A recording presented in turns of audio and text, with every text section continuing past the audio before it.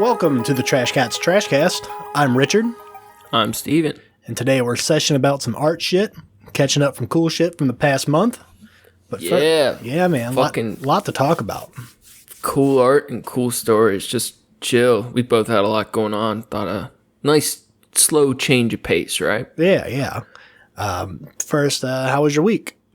Man, it's been okay. Not great, not bad. Haven't got nearly as much art as I've wanted done, but I got a couple cool things done, and then started at this new job. Got a whole office to myself on an empty floor. It's very weird. But just doing some data entry for medical information. That sounds thrilling. It's honestly, dude, it's boring as fuck, but I still kind of enjoy it. Like I like archiving projects or like organizing data. For whatever reason, I can kind of get into it. But I'm just listening to podcasts all day, so it's going all right. It's not what I was hoping I was gonna end up landing, but it's keeping me busy. Right, any job where you can listen to podcasts all day is a good job. Yeah, that I will say that's pretty true. I'm just listening to debates and podcasts all day, and it makes it go quick. But what about you, man? I know you've got all kinds of shit going on this week. Give me. You haven't given me the full scoop yet. Yeah, so. I decided it would be more fun to tell you about my past week on recording for the podcast. Yeah, for the podcast. Yeah. I've calmed down since then, but boy, let me tell you, it's been a week.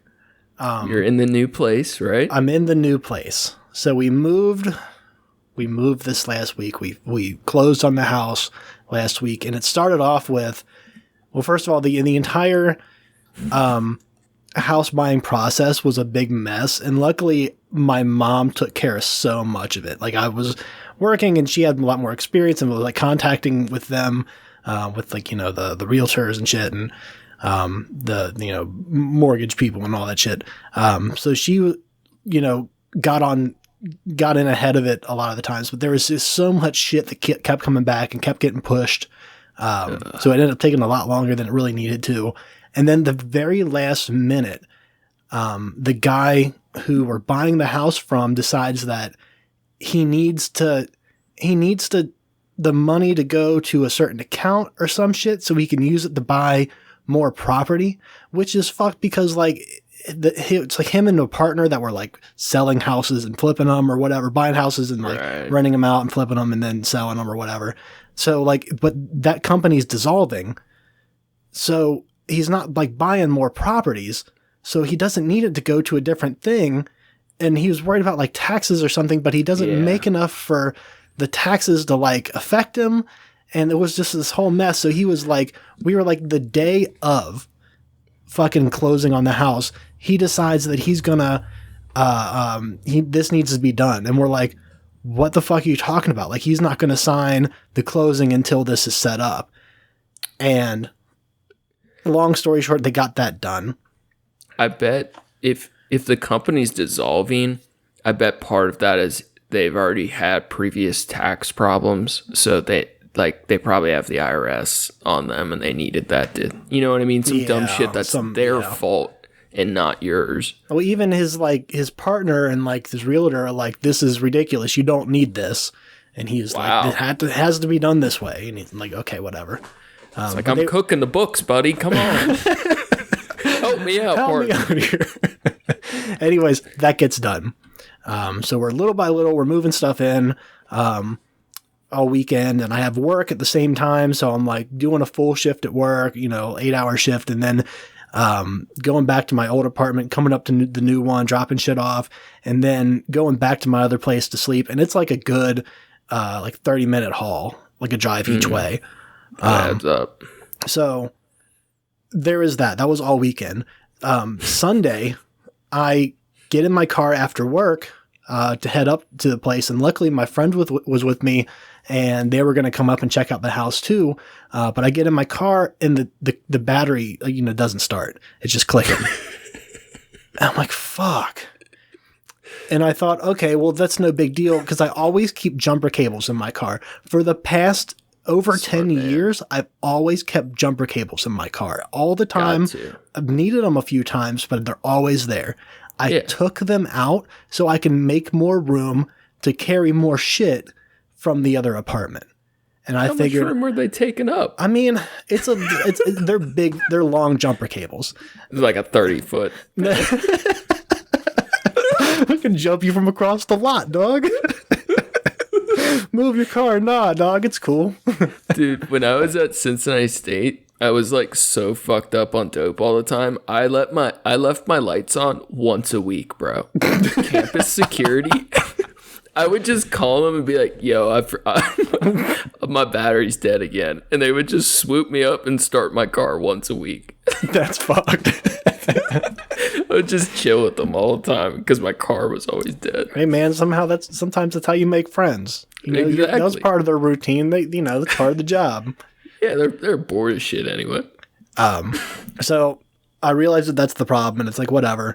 I'll get a new battery later. You know, I had my friend take me up to the house, and my mom was at the house, so my mom had to drive me back to my car. So we get in, I got the jumper cables, went back to the car, jumped the car, started right back up, and we decided, okay, I got to go get a battery now. And not only do I need to go get a battery, because like I'm not gonna sit and fuck with it if I know that it's and we went to the Walmart parking lot. Excuse me, and there was, I turned off the car just to check it, and I tried to switch it back, turn it back on, and it did not come back on. So I was like, okay, it's definitely the battery. So and you just didn't want to have to fuck around with it while you're moving. Yeah, exactly. I'm going to be making trips back and forth all fucking week. So yeah, there's no reason to fuck with it. Anyways, I go into Walmart, and I had enough in cash from like the last couple of days from like tip out that I knew I could buy a battery. And I go in there and I realize I have enough cash to buy like a nicer, higher end battery. So I go up to, I know there's like a deposit that goes in with the battery. I thought it was included in the cost. So what I had was like $96. And the battery was $88. I figure with tax, I'm covered.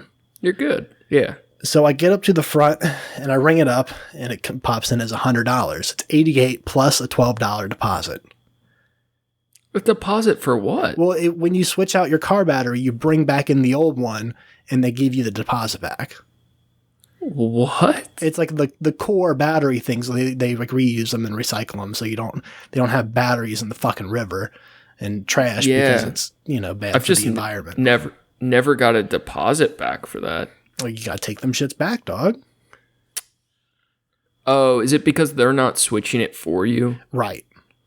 I gotcha. Okay. Yeah. So when so I got the battery, and I had to use my card, which I've been trying not to do because I gotta buy order shit online for the new house and everything, and I got all these other charges going through. So I figured I'll pay for this one in cash.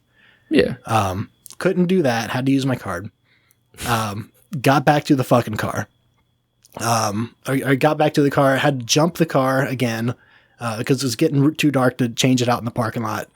And then I got back to the house and I realized I don't have my socket set either to change the fucking battery, because I also took that out and put it in the house.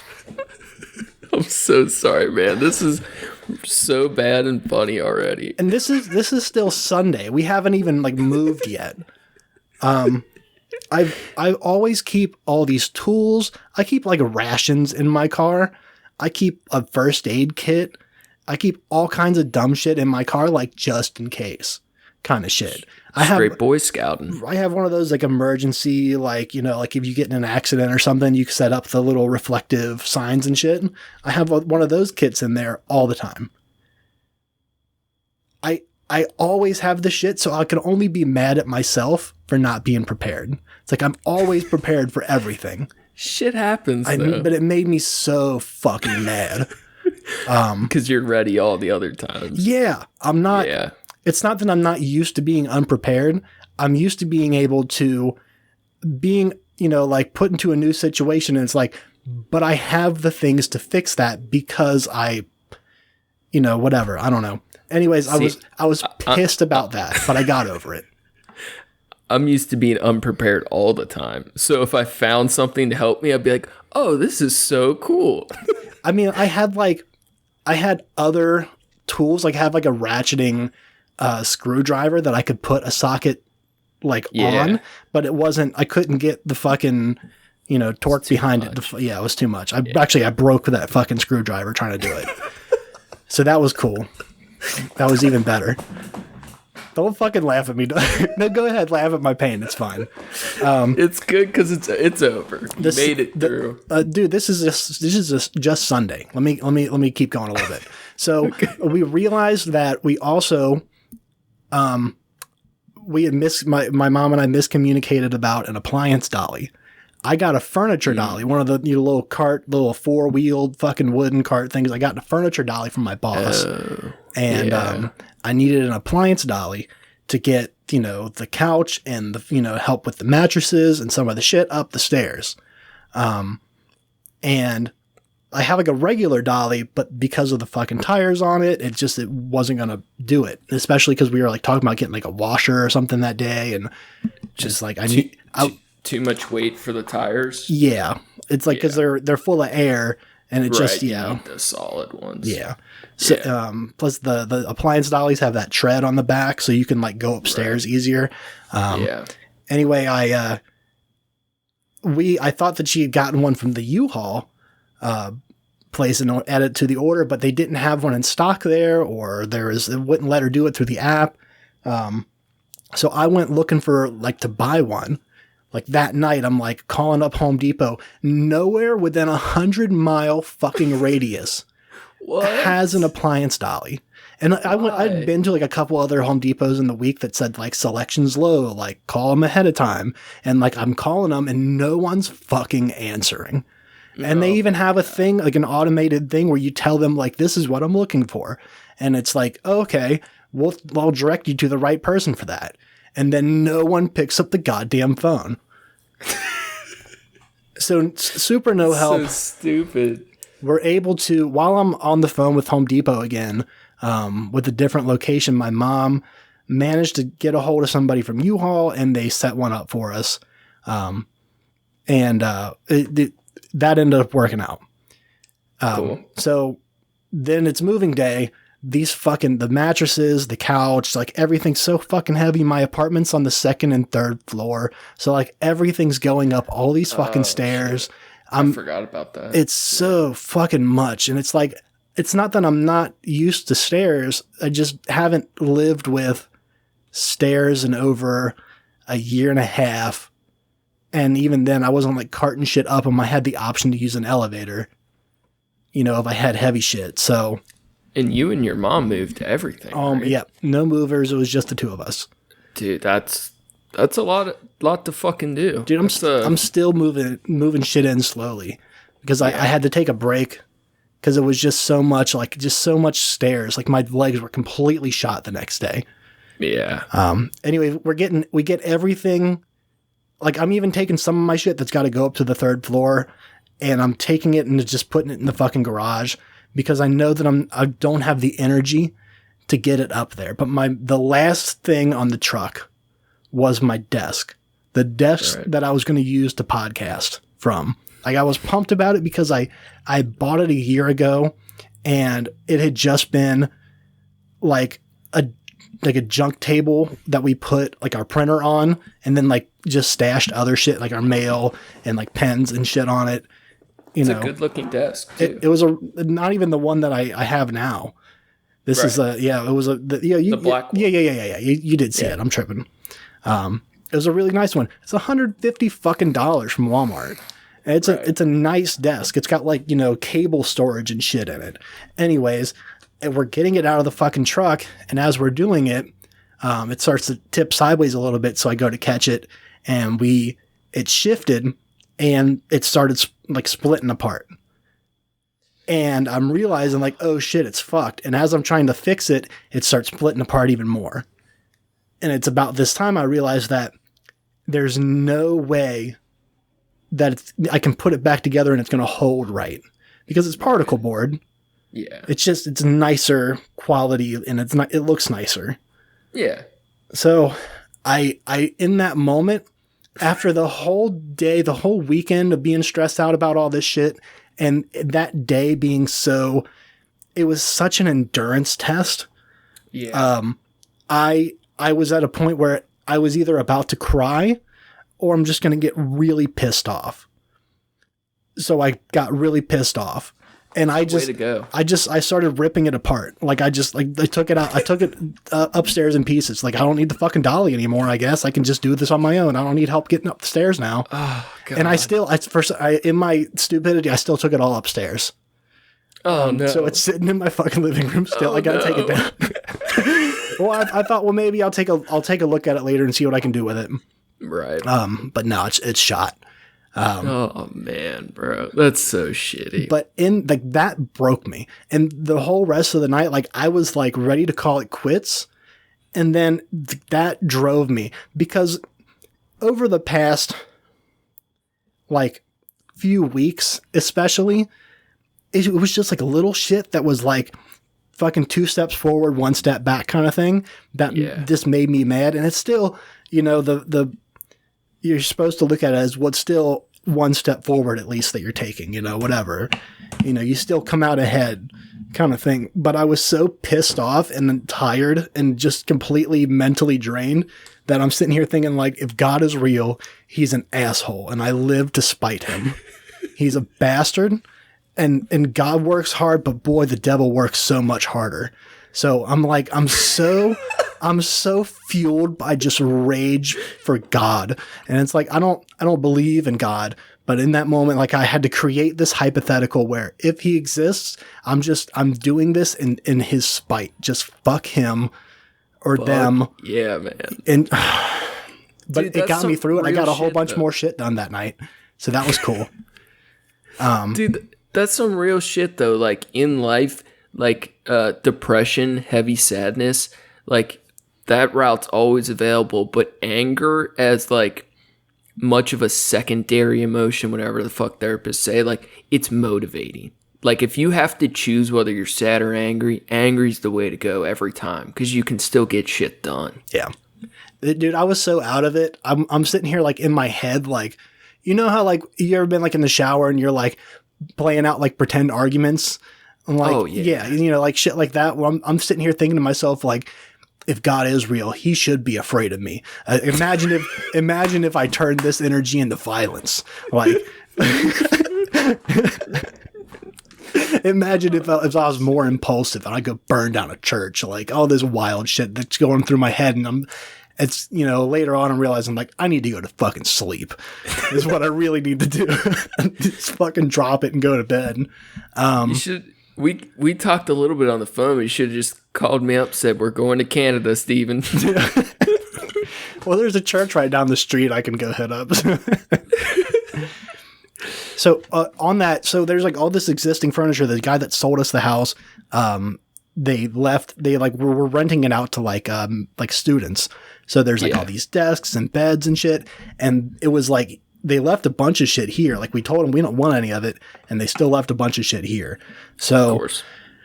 There's a bunch of stuff that's too heavy for me to get down the fucking stairs on my own. So I got to get someone to come help me with some of that shit. Dick move. But one of the things was a washer and dryer set down here. So they have a coin operated set down here, and it's we don't fucking want a coin operated laundry in our basement. Fuck no. So we told him we were going to get rid of them, and he called me a couple of days later, and he said, "Hey, actually, I have a different property over here with a pretty much new washer and dryer set. It's a matching set. It's a Maytag. I'll trade you for those coin operated ones so I can put them in here." And I was like, "Oh yeah, I bet, absolutely." And we set up a time, and it was he was going to show up and we were going to exchange them. What I didn't realize was that what was going to happen was he was going to pick up he shows up in a minivan, and then we put the washer in the back of it, which was an absolute bitch and a half to get up the stairs anyways. Me and my mom did it on our own. And then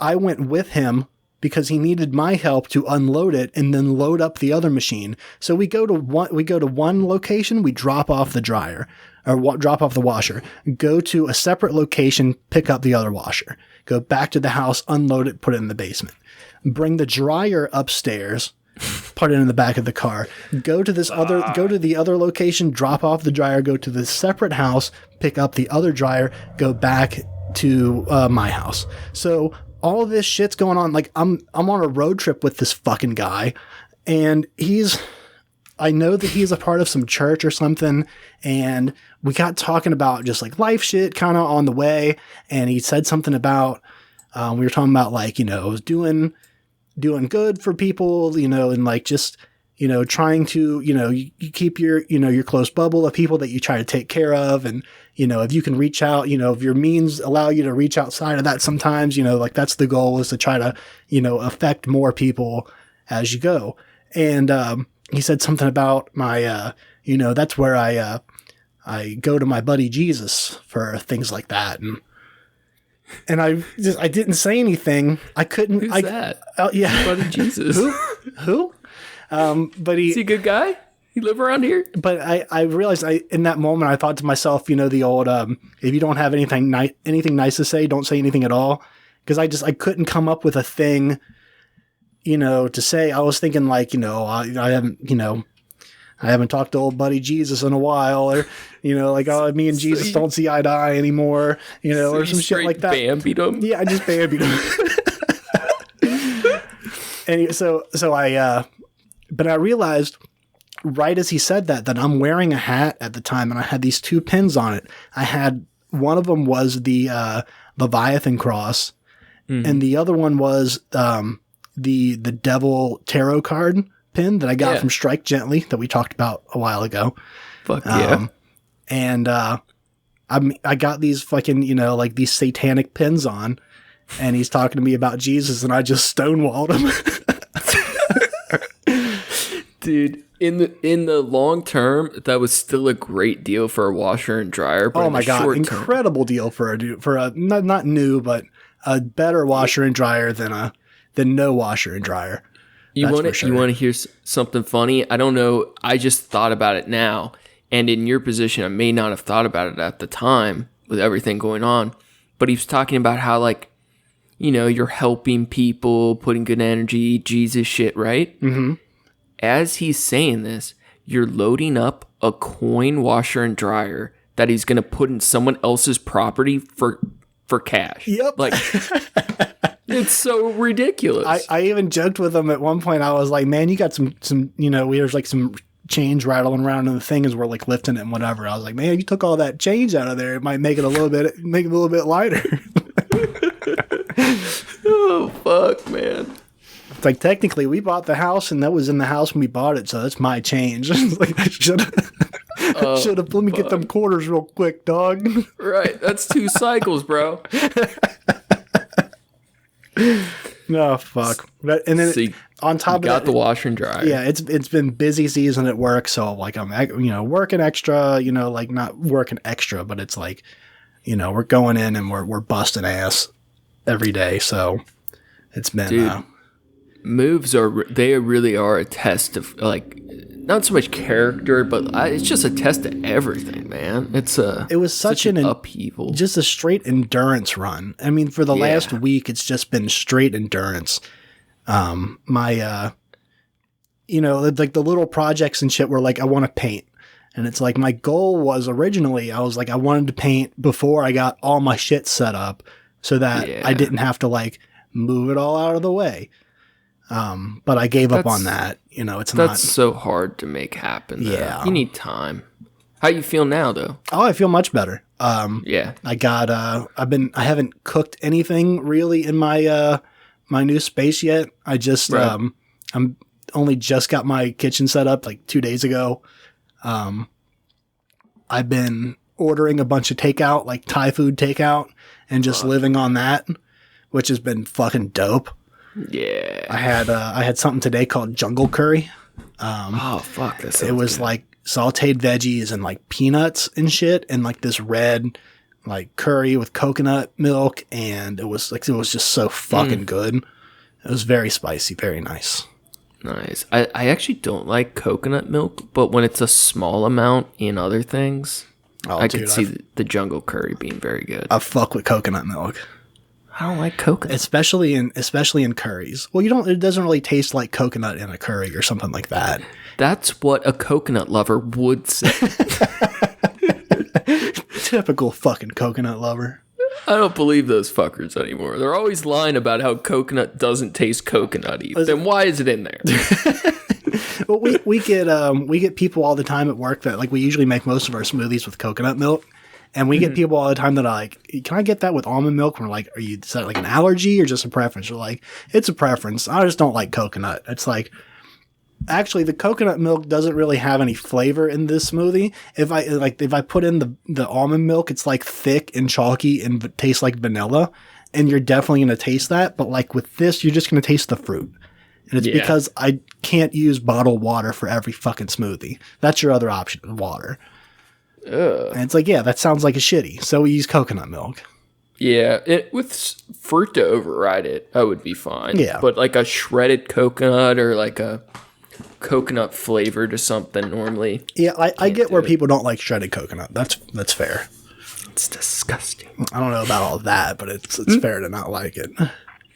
So the new place is dope, though. Yeah, it's really dope. Yeah. I got a lot of plans working out. I bought that dual monitor setup I was looking at.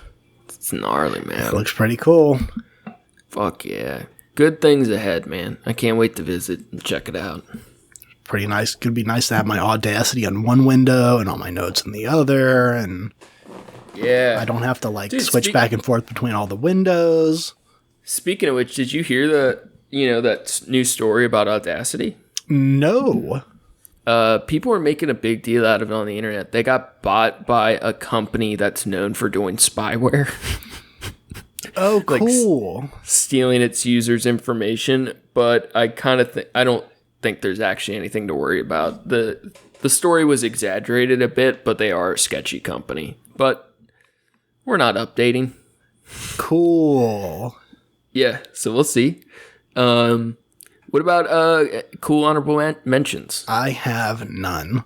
I haven't absorbed any media in the past week. I've just been constant media lately, man. So this episode, we just wanted to kind of catch up, chill, and look at some stuff we've missed this month. So we're going to feature an awesome song by my brother, Approaching Human, called Hippies in a Haunted House. It's we listened to it earlier. It's like Transylvanian psychedelic music. It's so dope. It goes in so many different directions. I love the beginning. It starts out. It's got like really strong like Monsters vibes. Yeah, and it's very tropey of the haunted house thing, and it's like you said, very psychedelic. It's really dope. Yeah, it's a gross one. It's just gnarly and gross. Yeah, I love it. He's been listening to a lot of like 70s and 80s psychedelic stuff, but filtering it through his own sound. That's been cool. The next one, music related, Slipknot. We're a little late, but their drummer died. Yeah, unfortunately, man. It's a bummer, man. I was never a Slipknot fan, but they were like the band that helped you find better bands. You know, I fucking love that. And then, like, when you're in high true. school, but whoever was the guy in high school that wore a Slipknot like a sweatshirt, that stupid ass, you're like, all right, that dude's probably cool, but he didn't get to the next level. Yeah, he got stuck. He was so close to finding good music, but he got stuck on Slipknot. So he's cool, but not very smart. Yeah. That's the. But dude, their drumming legitimately was a game changer. Like they altered metal music quite a bit. What was their was it Wait and Bleed? Was that like one of their first hits? I think that was one of their first. Remember. Yeah. Yeah, Push that was my fingers into my They did great live shows though. And they just were a game changer. They brought like a real hardcore metal to their fans. Like they were the introduction, Yeah. the fucking crazy ass masks and shit. Yeah. Definitely pushed a lot of, it scared some people for sure. Yeah. In a good and fun way. Good and fun way. So, much love and good energy to the drummer and the rest of the Slipknot. Wish him the best. Yeah. So another music related story, you hear about the WuTang album? Yeah. Do you want to, you said you wanted the Hobby Lobby story, I want right? to talk about Hobby Lobby. You go for WuTang. Okay. So, I think we talked about it. The farmer bro, what's his name? Martin Shkreli? Yeah.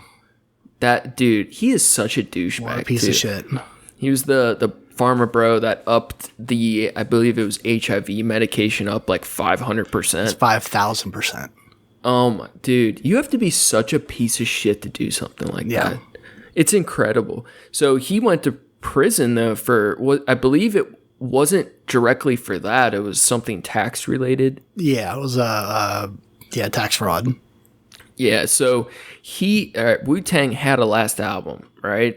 And they, for whatever reason, I think I like WuTang, but I never was super into them, but I always respected them, I thought they were cool. It just wasn't quite my thing, but they were authentic and like the originals, right? Yeah. So their last album, though, I thought it was so disappointing. They decided to sell it privately to the highest bidder instead of releasing it.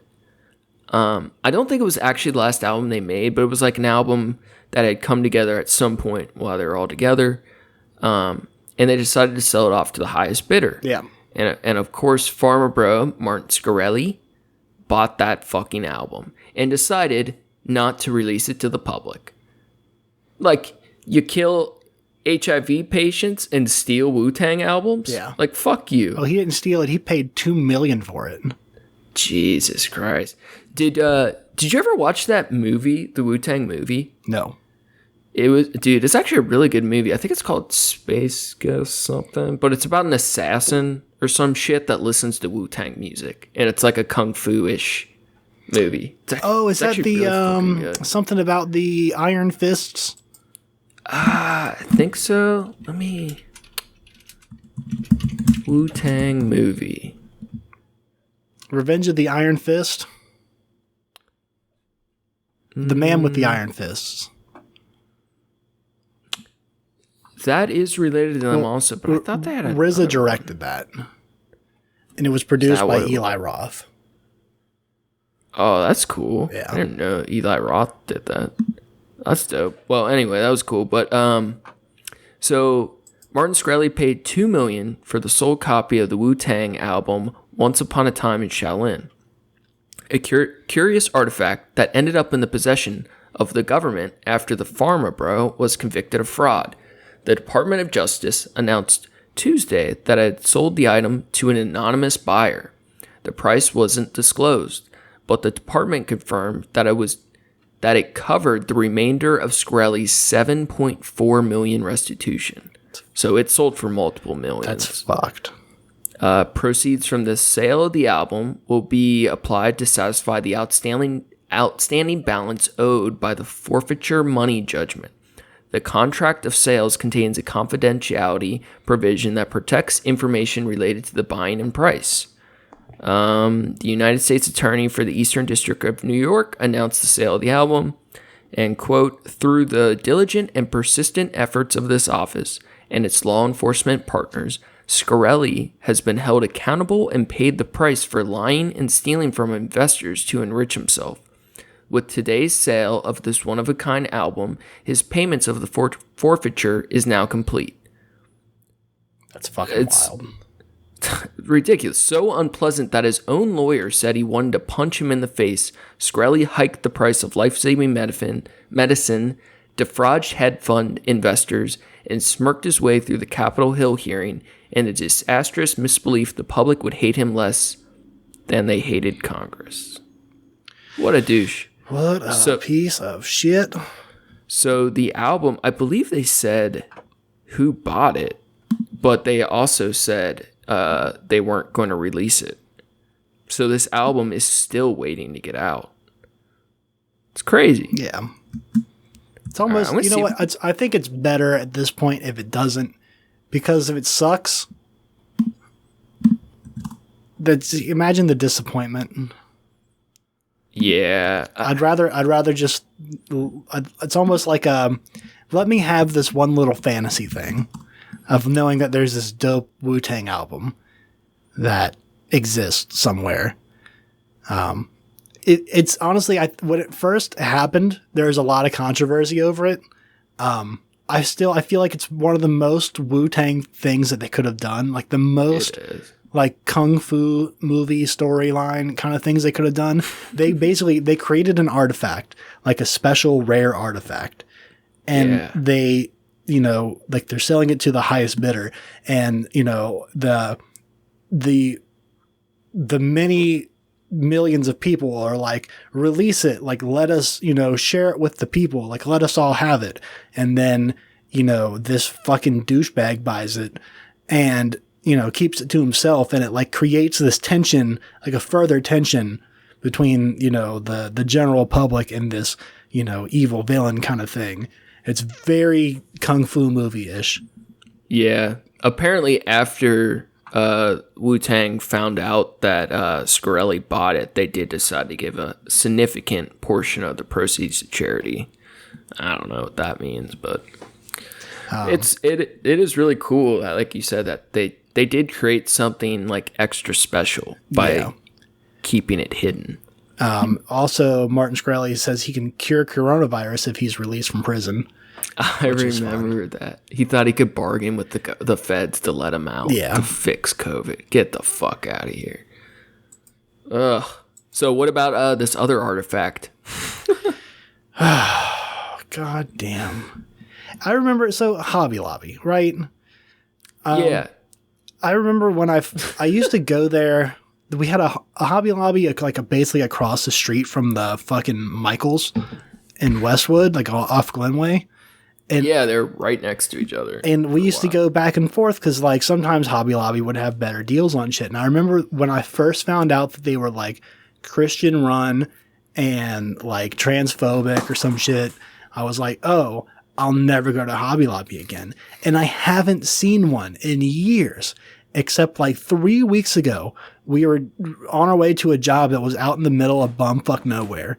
And we passed by a Hobby Lobby.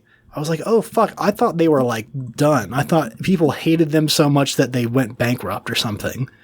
But apparently, no, they're around and kicking. And this is why. Hobby Lobby surrenders an ancient Gilgamesh tablet to the U.S. government. The very Christian store Hobby Lobby has spent the last few years smuggling ancient cultural artifacts on the black market. This is a quote from Seamus Bellamy from 2018. Over the course of a few years, the craft supply and kitschy shit store bought over 5,500 relics from dealers in the United Arab Emirates. I don't know. And Israel. Some of the relics came with bullshit customs information that described them as ceramic tiles or tile samples, with the hope of, I suppose, of seeing them slide through customs smooth like poop through a goose. It was a great idea, except for the fact that back in 2010, an expert warned Hobby Lobby that it wasn't.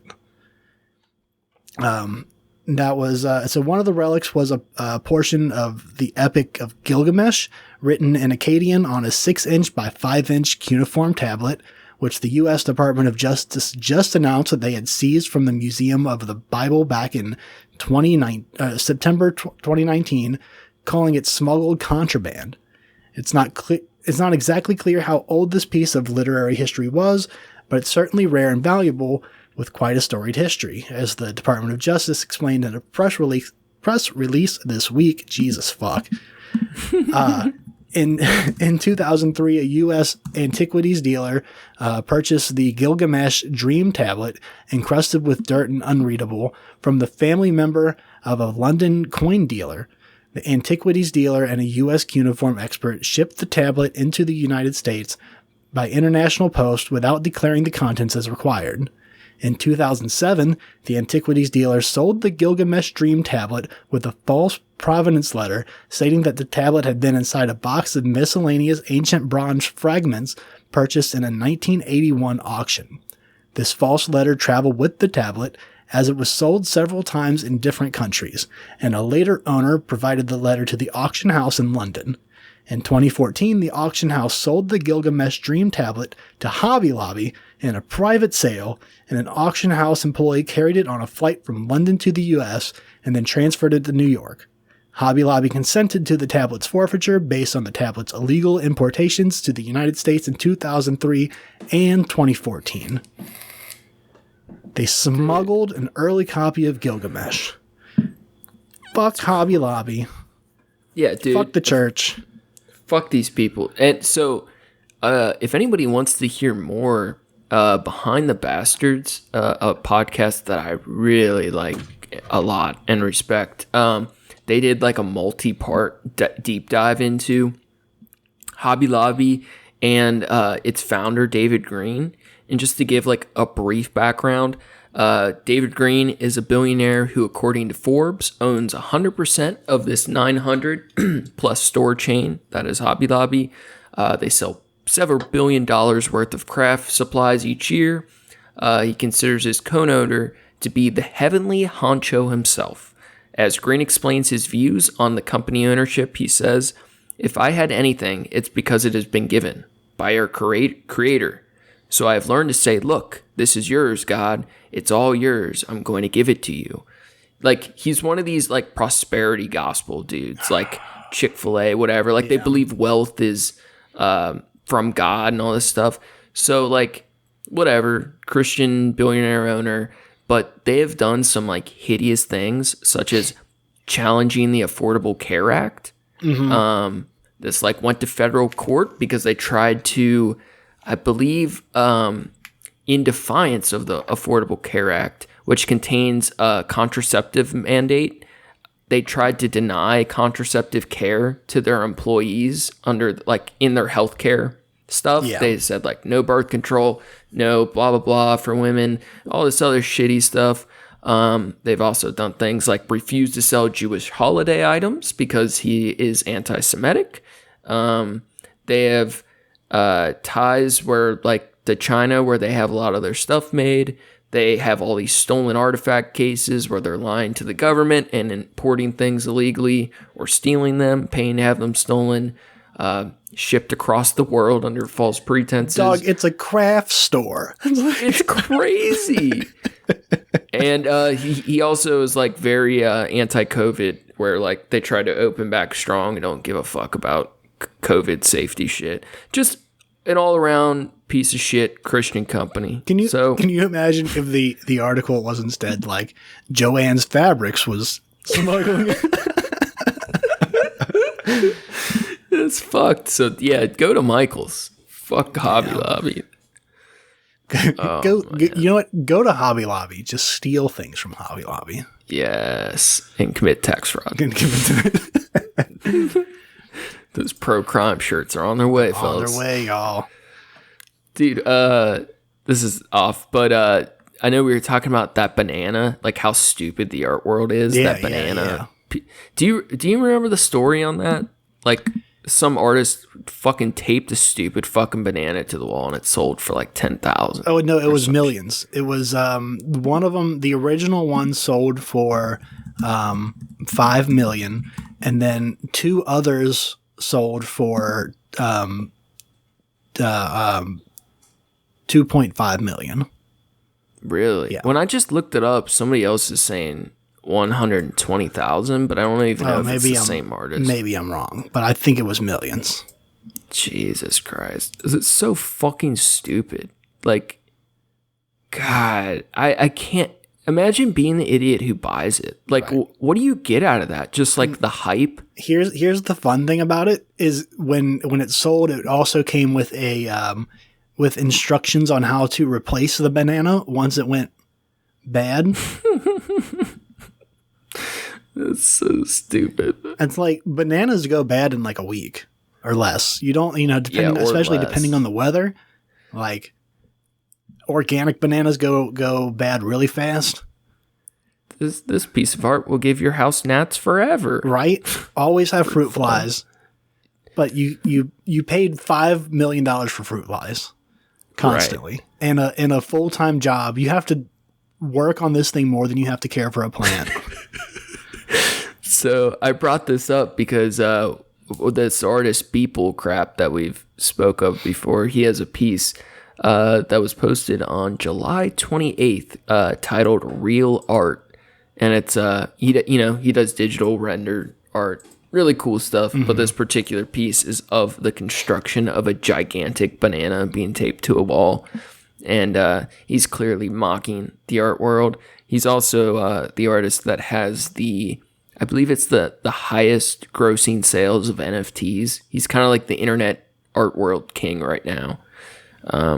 He's always been a big inspiration to me because he does this whole daily 365 thing where he like publishes a piece every single day. Yeah. Every single day for 14 years straight. So his big piece that sold in the NFT game was like a compilation. It was one of those where you zoom out and it's just a ton of pictures, but you can zoom in. It's like a massive high def image where you can zoom in to every single piece he has made over the last like 10 years or some shit. That's fucking ridiculous. So cool. People are always trying to steal his shit and sell it as their own because he's just so prolific. Did you see this other piece? This is my favorite by him in a little while. Called Iridescent Human. No. I'm sending you a link. It's not like super meaningful or is like sarcastic or like mocking of the art world or anything like that, but it's just an aesthetically beautiful piece. I'm gonna put this in the notes so we share this later because I really like this one. Just out of the prettiness of it. All these it's called Iridescent Human, and it has all these beautiful reflections. Wow. Isn't that gorgeous? Yeah. God, he's just the best, man. That just straight a cool oil slick colors and shit. Yeah.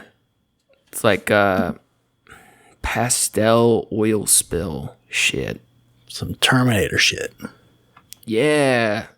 Oh, it's so fun. Like I love the muscle fibers that kind of looks like in this color, it just looks like wires. I love how you said that the muscle fibers. And then you look at the mountains in the background, it looks like brush strokes. Yeah. He's gotten really good at incorporating aspects that look like physical painting. Yeah. This cat's tearing up my chair behind me. I just watched, speaking of the Terminator, I've watched so many documentaries this week, but one of the ones I watched last night was about the history of nudity in film. It was a good date night movie, you know?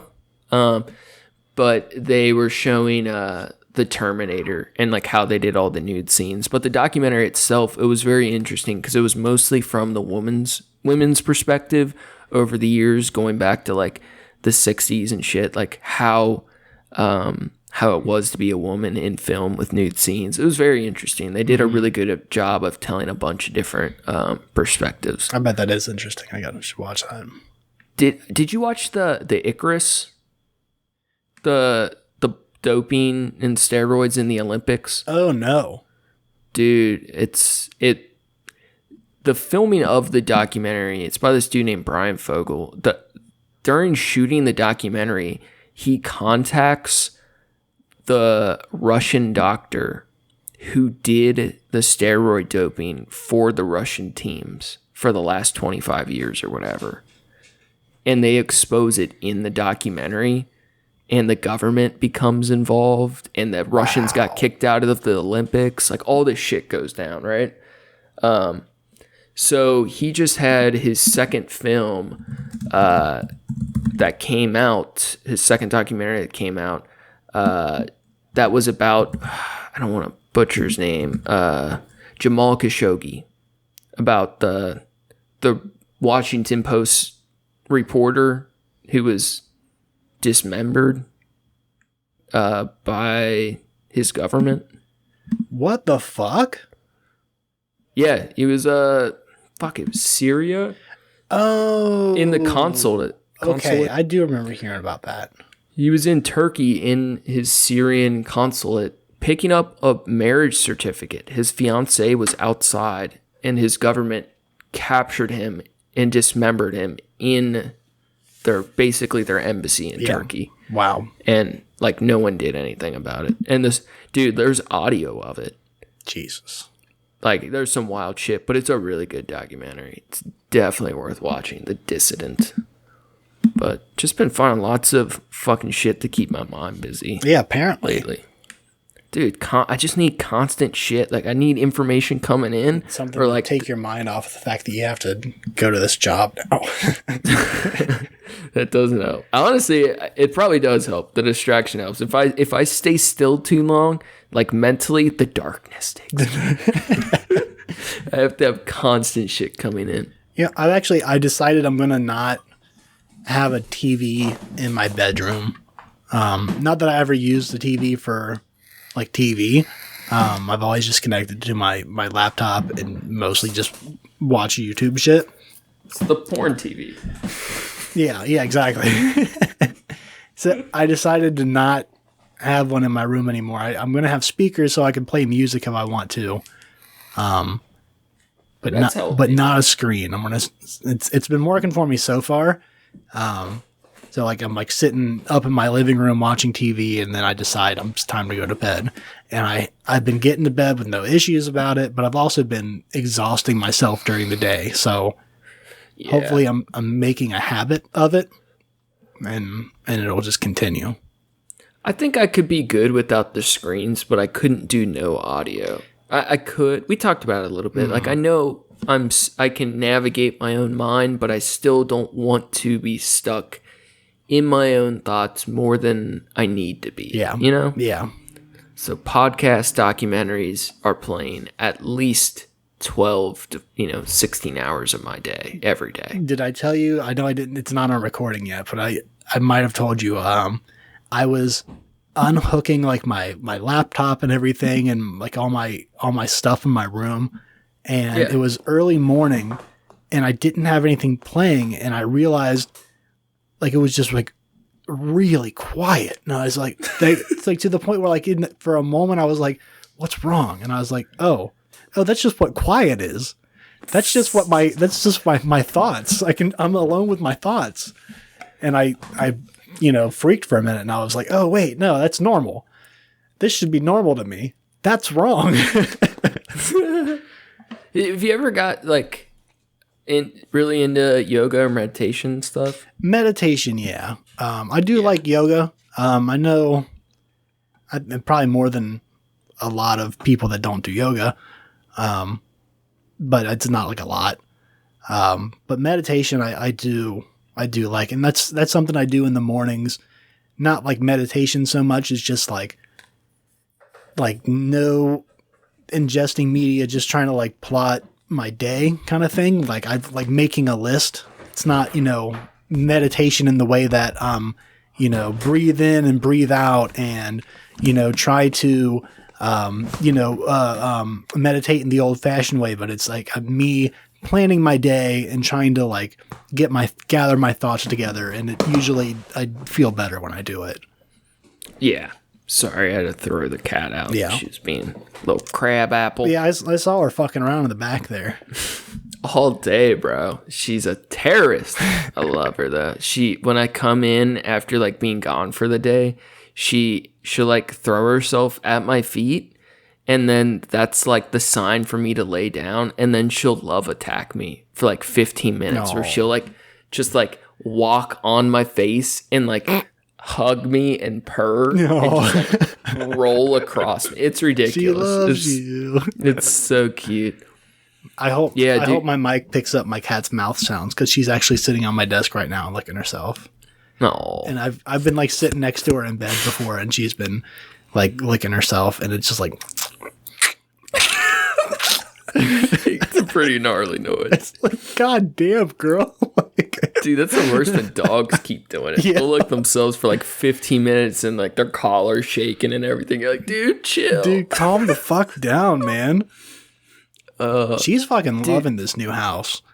I The bet. fucking stairs, she like runs up and down them like crazy. She fucking loves it. She's really lovey lately, and she wants to play more. You can let her guard down when we don't have the little one in here fucking with her and attacking her. She's got the space to have her zoomies and has more of her alone time, and that's awesome. She's almost always either, if she's not like around me wanting to play and, you know, hanging out with me, she's laying on the floor somewhere on her back, you know, belly up, sleeping. Really, she's happy. That's outstanding.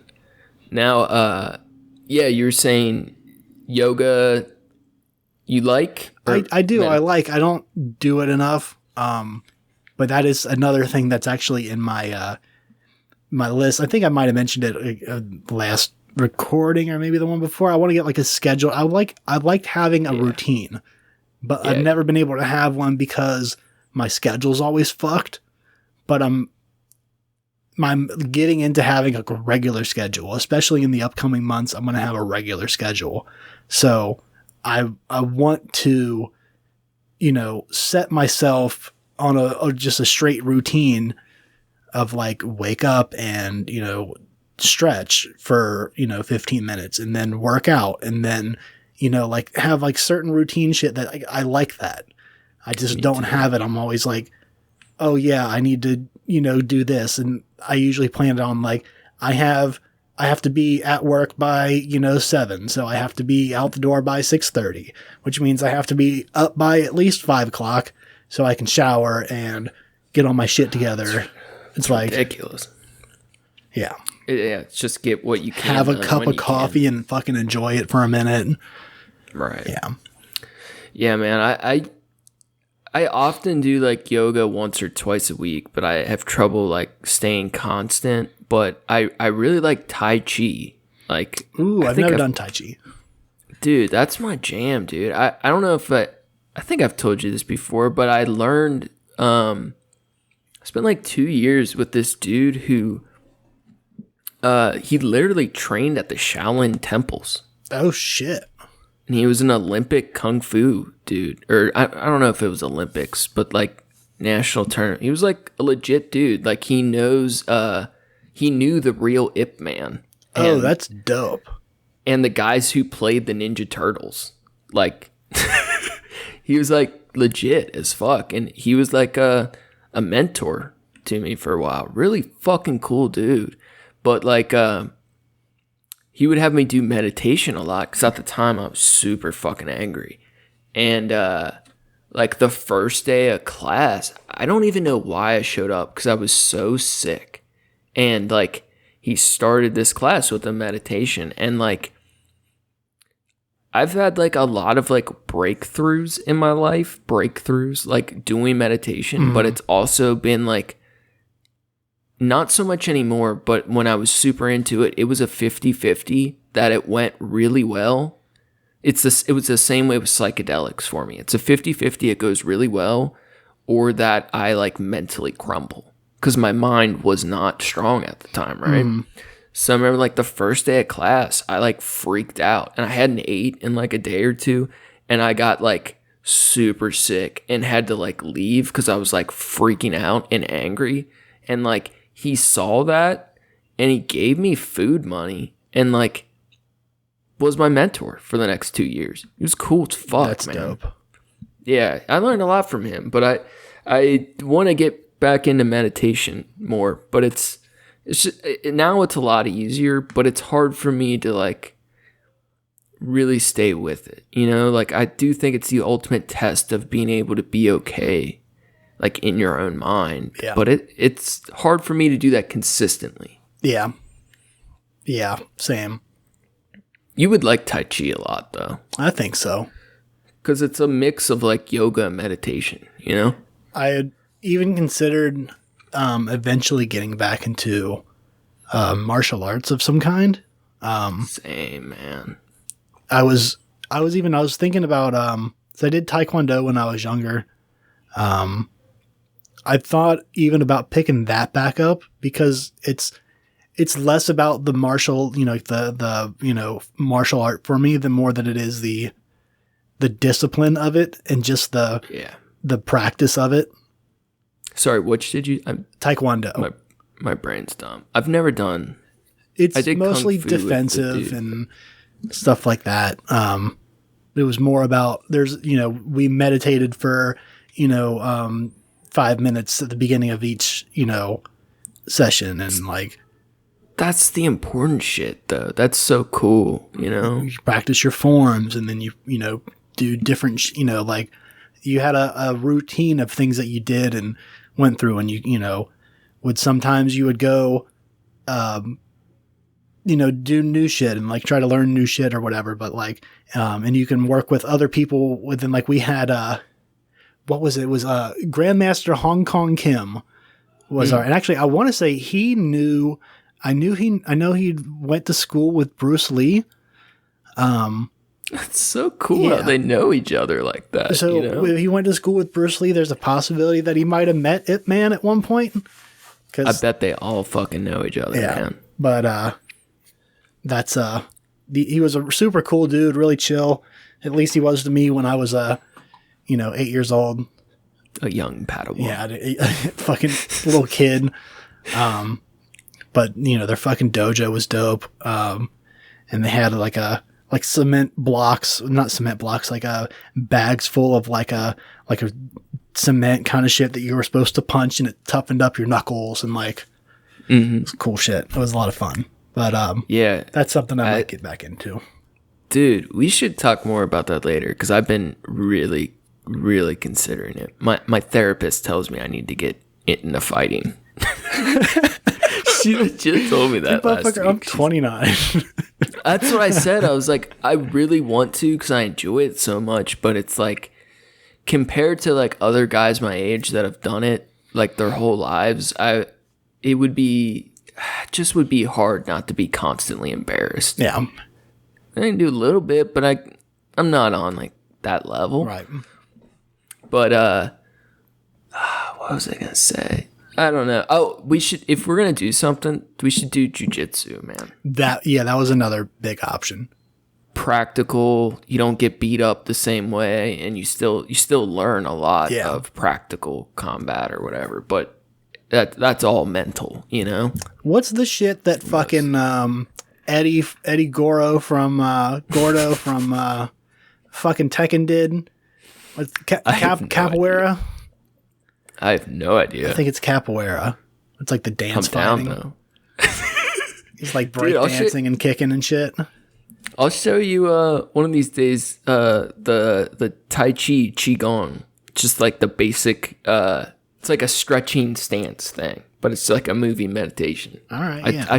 I do that shit like a lot of days because it doesn't like do much like physically, but mentally it's like a great way to start moving for the day. Yeah, that's what I liked about just even like yoga, like basic, like you go like salutations and your fucking, your downward dog and your cobra and shit, and then upward dog and stretch all your fucking, what the fuck's it called? I had this reverse, but like, stretch your fucking hamstrings out and, it's like it gets the blood flowing in your body, wakes you up way better than any fucking cup of coffee would. Right. The Qigong, the goal is to like, one of the goals is to do it as like slowly as possible. And it's all like geared to Qi shit, which is whatever. But like as an overall 10 to 15 minute exercise, it like hits every part of your body. It's all mental. I really like it. Fuck yeah. But I'm trying to get, like you said, like with silent shit, get more, mental with shit, Yeah. It's hard, man. Fucking is. It's so hard. 'Cause even I'll find myself sitting in my room and like laying in bed and like looking at my phone, and it's like, this isn't helping. Like it's I'm adjusting to it. I'm doing less now and I'm getting better at it, but I think I concluded for myself, at least, the lack of silence is mostly a good thing. Yeah. But I don't know if it is for everyone, and there are downsides. Mm-hmm. But I naturally am just so depressive. It is good to be outside of it, but you need to be in your head, a significant portion of the time too. Yeah. I don't know. Speaking of which, hard right turn. What about this artificial intelligence one? Yeah, tell me more about it. I haven't actually looked into it too much. Okay, so, all right, I'm sure you've seen all the elephant painting videos, right? Yeah. That shit's cool as fuck, but like, I heard someone describe it as the ability to create art is one of the ultimate signs of intelligence, right? Like, we can judge, like, an elephant, not like that person's really smart, but it shows, like, an awareness of... Yeah, like to be able to creatively, or just to be able to create something in general, right? Like that takes some form of intelligence, right? Like, so there was I came across this company recently called Montreal AI. And if you want to check out that first link, that one's my favorite. And the second one's like my second favorite. A lot of their work is not very good. A lot of it's cheesy and looks kind of like Instagram filters or like weird like trip stuff. But this company, they're established in 2003, called the Montreal Artificial Intelligence. They're a research company at the forefront of the AI field. They are developing and commercializing the most significant technology ever created. We are on the dawn of the new age of AI. After building Canada's largest artificial intelligence community, it's time to deploy the largest AI business in Montreal. They are preparing a profoundly transformative line of products, applying AI in ways you've never thought of. So that's their sales pitch or whatever. These couple posts off their Instagram, dude, this first one, their big thing is doing AI landscapes. So they're running... Oh, wow. Shit through an algorithm and creating these landscapes, and some of them it's a hit and miss thing, but some of these are fucking gorgeous. Yeah, wow. Like it might not even be fully my thing, but I would still like. Oh, I would buy this piece and hang it. That's what I was saying, man. This was like a it's painting, framework. I would buy it and hang it absolutely. Dude, it's so cool, and it looks like it's done in paint. Yeah, there's like palette knife marks and shit. It's pretty incredible, right? It's incredible, yes. Like, I've seen a ton of AI art and just never have been impressed, thought it was, interesting or novel, whatever. But this is like a game changer, man. Yeah, like, wow. This really could be the future of a lot of art. And they tag all their stuff crypto art, and they use, for each piece, they'll run like a sample collection of other art and pictures to generate the new piece of art. So this particular piece, it used a collection of 1,000 unique AI generated works of art to help intersect together this piece of art. Wow. It's just gorgeous. It looks like a real fucking painting. Yeah. By like a borderline abstract artist. It looks like almost like game artwork. Or like something you'd see on like the cover of like a mist or something like that, or like a dude. It's got like a it looks weird like concept almost art. Ominous, but still, it's just really really beautiful. Awesome colors in it. Yeah, This full fucking spectrum of colors in it. I was just so impressed. So this second one, similar vibe, different color scheme. Oh wow, that's but cool. It really feels like video game art. This piece is titled, or it's from, they do them in collections. This one, the collection is called Becoming. It's like a weird oasis in a desert, this mystical sky. Just so interesting. Dude, I know I just said the other one reminds me of Mist, but this is like Abduction. It's like I never played that one. Oh, that's the newer Cyan game. Oh, yeah. Actually, I had it on PC, but it had some issues, like some bug issues. And I just got it on Xbox. Nice. I need to go back. Since you hooked me up and we did an episode, I haven't gone back, but I really was enjoying the start of Mist. Yeah, man, it's a lot of fun. That's a game we should play it and stream together. Fuck yeah, dude. That's some Patreon content right there. That would be a blast. Dude, like a lot of these other ones are kind of lame, but they're still unique and like interesting, but some of the ones, like maybe out of every 50, there's like a special one that is just so impressive. Like, dude, what happens when AI art starts making it onto the market? Like, it'll affect the prices of the art world. Like, how do they charge for it? You know, like the market could be flooded very quickly. Like, there's all kinds of interesting problems, just like the NFT shit. Like, it just can change so much so quick, and I think we're really right on the verge of it. Yeah, wow. I really do like this. I feel like, even I said with the other one, like, if it was a painting, I would buy it. And I'm sitting here thinking, like, man, even if it wasn't, like, you know, get it fucking, what would you say it was when they print things onto canvas? What's that called? Not the cliche. The giclée? That's a regular photo print. Oh, okay. I'm not sure what the title is for on canvas, but yeah, I think that would even look good on that too. Both of these would. Yeah, or a metal print even. Oh yeah, little shine on it. I got to talk to you maybe off mic, because I want a large piece that I can hang in my hallway. That will be a project that I would love to figure out with you. That would be a blast for me. Cool. I think the old printer. I actually have a new printing company that I think I'm gonna fuck with. That they're an old German place in Covington that does really good work. Like, I'm thinking at least 24 by 36. Oh, that's not super big. We could definitely. I mean, I would like to go bigger, but the only thing is we'll have to look at the specific piece to see how, because I pretty much make everything for at least 11 by 17, but when you print that big, a lot of times you don't need the same DPI rate. Mm-hmm. So I normally make 300 DPI. So if you have it to 150, which is what most printers do at a larger size, you can double the size. So we can get decently big. Like, we could probably even go a little bigger. Okay. Yeah, that'll be fun, man. I haven't got to print anything that big in a long time. Dope.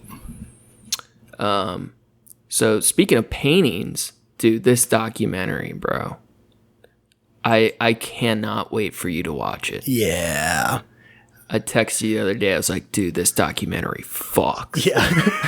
I had to stop what I was watching. I was watching Captain America with Chana, and I had to interrupt the movie to say, like, to read it out loud, because it fucking made me laugh out loud. Did you guys have a fun night? Yeah, it was good. It was nice to actually have somebody over my apartment and, like, chill and, like, feel like I'm in my own fucking space and I can hang out. That's when I got all the Thai food.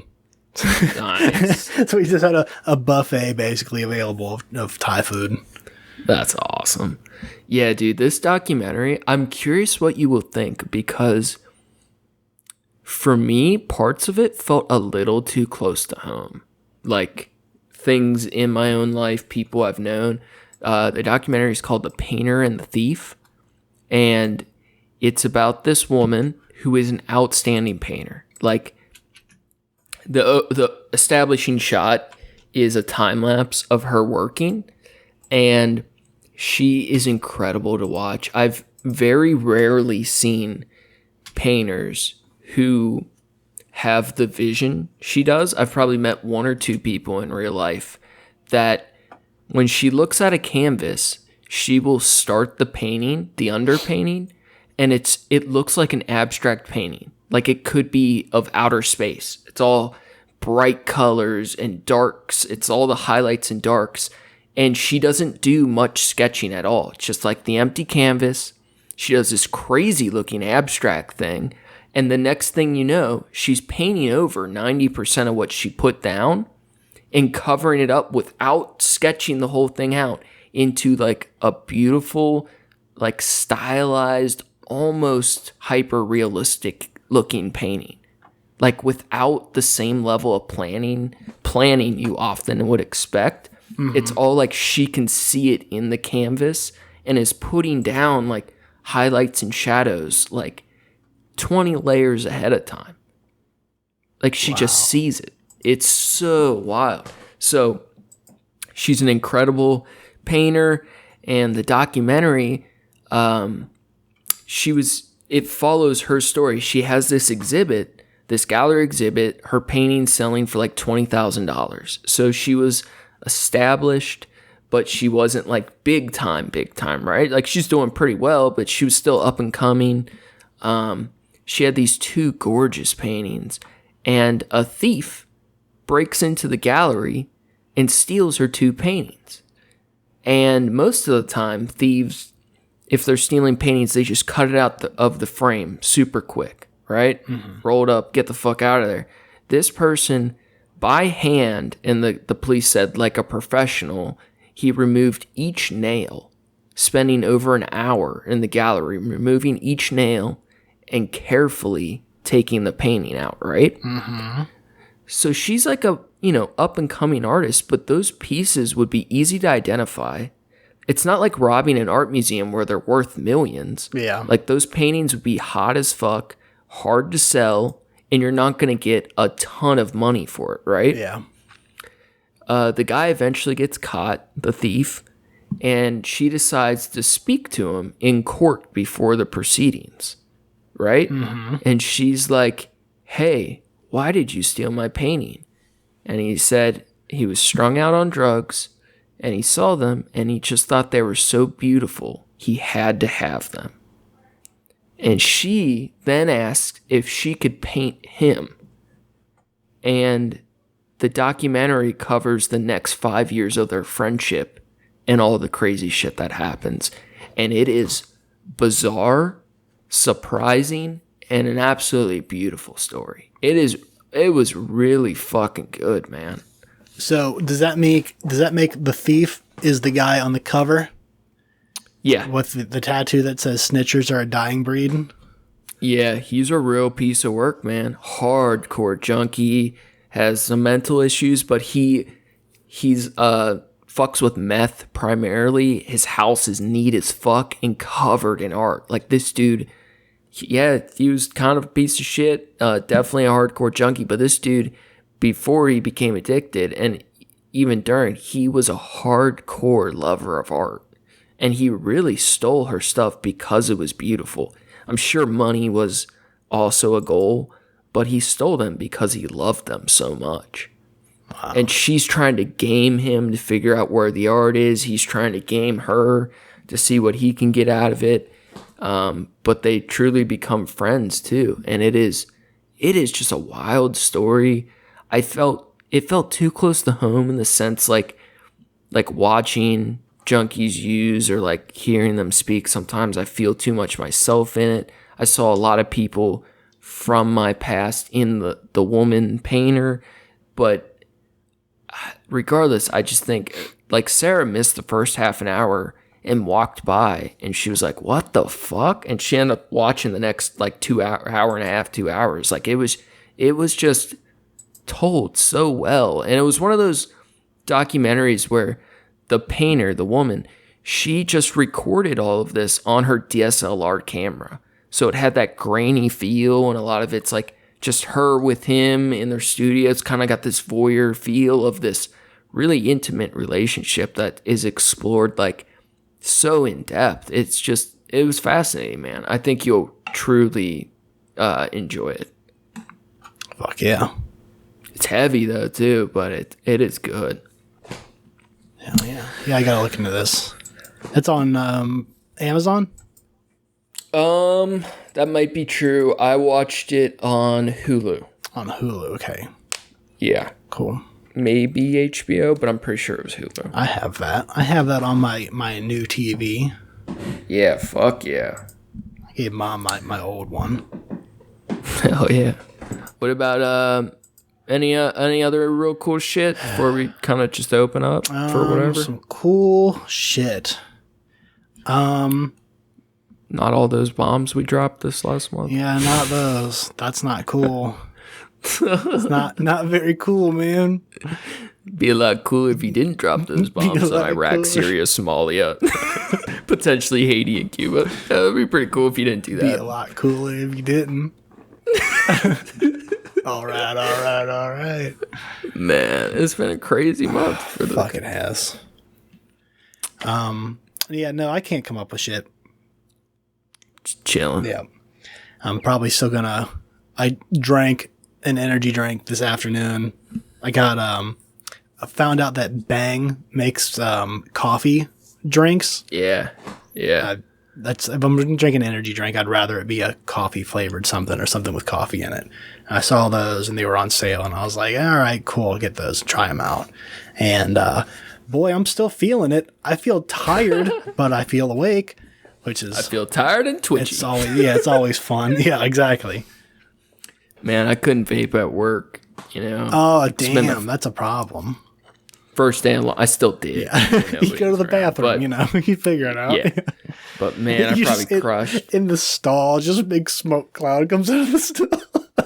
Dude, you just gotta zero it. Just hold it in your lungs so long. I haven't heard anyone say that since I was 17. Dude, my mom's coming up the stairs. Zero it.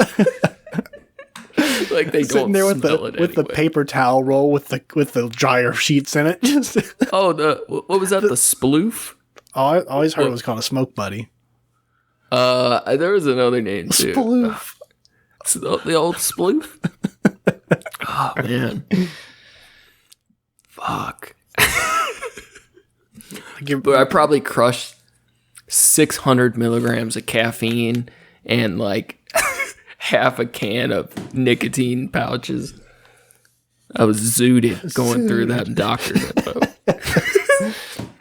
Dude, the day after moving, I was so exhausted. I had to go to work the next day. And I texted my boss and I was like, I'm running late. Something about going in a little bit later than scheduled. And I got there and I realized I had a coffee before I went in. And I was still like, I was moving so slow. Like everything just felt so sluggish. Like I recognized something that I could have done before in like 15 minutes took me like close to 30. So I left. I texted him. I told him like, hey, just so you know, I'm clocking out so I can go get a coffee or something else. And I told him like I drank caffeine that morning. It just did nothing for me. I was so fucking tired. Like it just made me poop a little bit, but like other than that, completely useless. Was it that like that underwater feeling? Yeah. When you're tired, like where it's like a head fog too. Yeah, everything was fucked. My entire body was shot. My shoulders are still a wreck. I'm considering. I'm not gonna do it. I know at this point I'm not gonna organize it tomorrow. I was gonna think about getting a massage tomorrow. I might do it on Friday. Fuck yeah, man. After that, we can start steroids together. Yeah. Yeah, that'll make it better. Oh man, it'd be so much fun. Give me some stem cells. Just pump me up. Stem cells, HGH, steroids. Let's do it all, baby.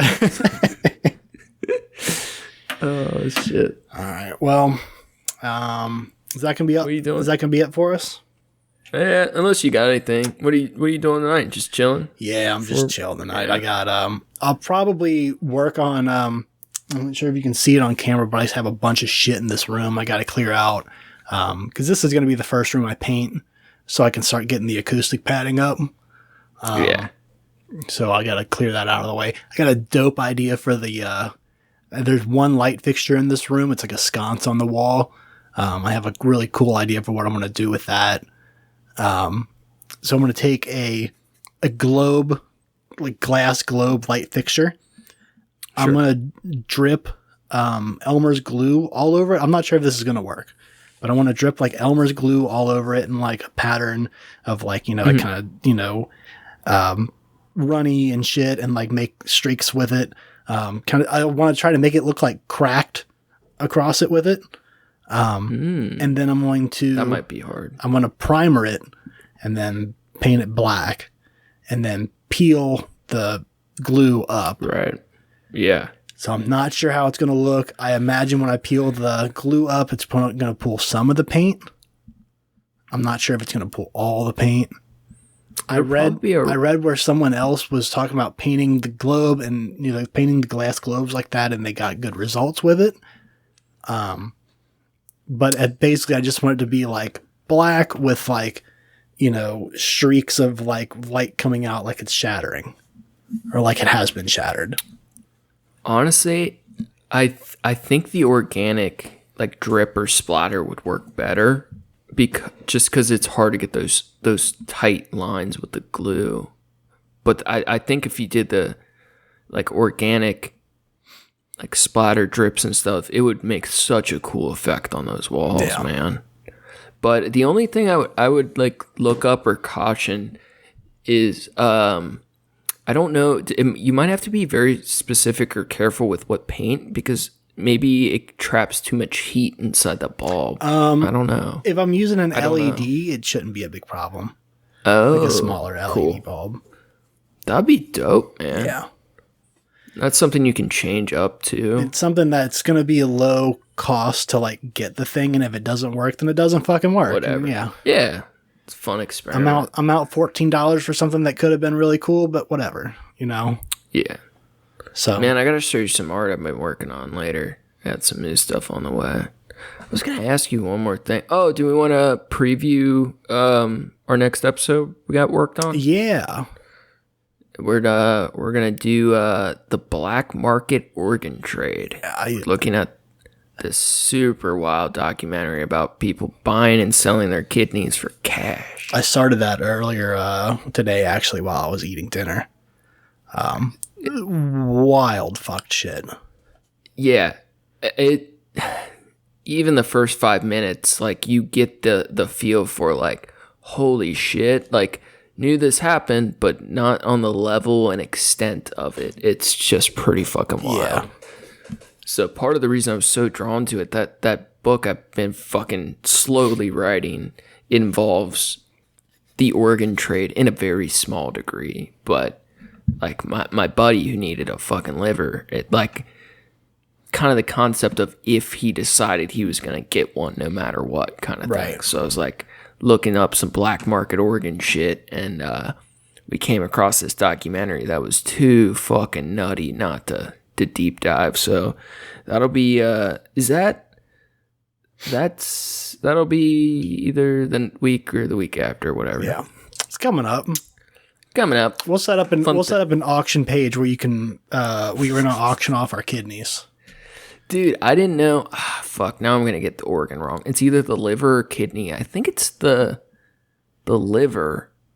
You can buy or have transplants of slices because it regrows to some extent. So if you can't get a full transplant. Not the kidney. I know that. It's got to be the liver, right? I mean, I'm not going to say that's right because I have no fucking idea, but it's definitely not the kidney. Well, we'll know for next time for sure. But I'm pretty sure it's the liver. But you can get slices transplanted because it'll grow some more. Mm-hmm. So you can like buy yourself months or years at a time by getting these slices implanted, which is pretty fucking. It reminds me of newts. Mm-hmm. Mm-hmm. Mm. Have you ever eaten liver? I think I have, but I haven't like ate much or like wanted to. I like liver. Yeah. Liver's good. Yeah. I fuck with it. It smells terrible when you cook it, but man, if you do it right, this thing is if you do it right. Liver pate is fucking gross. That's what I always thought. It's basically you're making like liver jello, and that's fucked. Ugh. Even like chicken livers, not good. I mean, there's ways to make them where they taste good, but there was this old X-Files episode. It was the first one I had ever seen as like a young kid.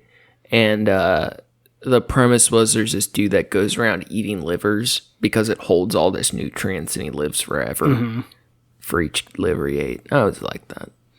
I don't know. I think Fringe did a thing like that. Yeah? Yeah, I think they did. I think there's actually very specifically, there's an episode about someone that's going around eating people's livers. Sounds fun. Oh no, they were eating a piece of their brain or some shit to get that DMT. Yeah, boy. Blast and drugs on the mind. That not The Walking Dead, the spinoff, Fear or whatever. There was like this whole like sub arc where one of the characters would kill zombies for their brain core to get blasted off the DMT or some other drug they made up. Some adrenochrome bullshit. Adrenochrome. Boy. Fun stuff. I know somebody who, because you can synthetically create adrenochrome, and it's such a bullshit conspiracy thing because the dose you would take to get any effect, you'd have to like kill something like 2,000 babies or like or like 1,000 people, and the dose you would get does very little to alter you. So fucking dumb. But anyway, should get the fuck out of here. Yeah, let's go. Let's get the fuck off here. Thanks again for listening, everybody. Thank you to Approaching Human for the use of his music. You can find his work on SoundCloud at approaching-human. Thank you, John. This song's dope as fuck. I hope you keep making awesome stuff in this vein, man. Fuck yeah, absolutely. I was just telling Steven before we started that I'm going to probably send my my DM all of your SoundCloud page so he can try to look into some of your music for inspiration. Hell yeah. Very sets the scene for some cool shit. Definitely. Make sure to check out the show page at Trashcats Trashcast on Instagram for news and arts from the show. You can find us on Facebook. We also we were just kind of testing things out and do a little teaser, see if we can get some people to find us on YouTube and find the show. So if you get bored, feel free to type Trashcats Trashcast into YouTube. We on YouTube, boy. YouTube. If you're bored, you can check out my trashy art on Instagram at Skyzix, SKYZICX. I got some new stuff going up there soon. What are other big honorable mentions? We had Slipknot, WuTang, Hobby Lobby, Beeble. Yeah, fuck Hobby Lobby. Montreal AI, check them out. Yeah, that's pretty cool shit. And then check out The Painter and the Thief, because I highly recommend people watching it, and we may or may not do an episode fully diving into that at some point. So check it out either way. It's fucking awesome.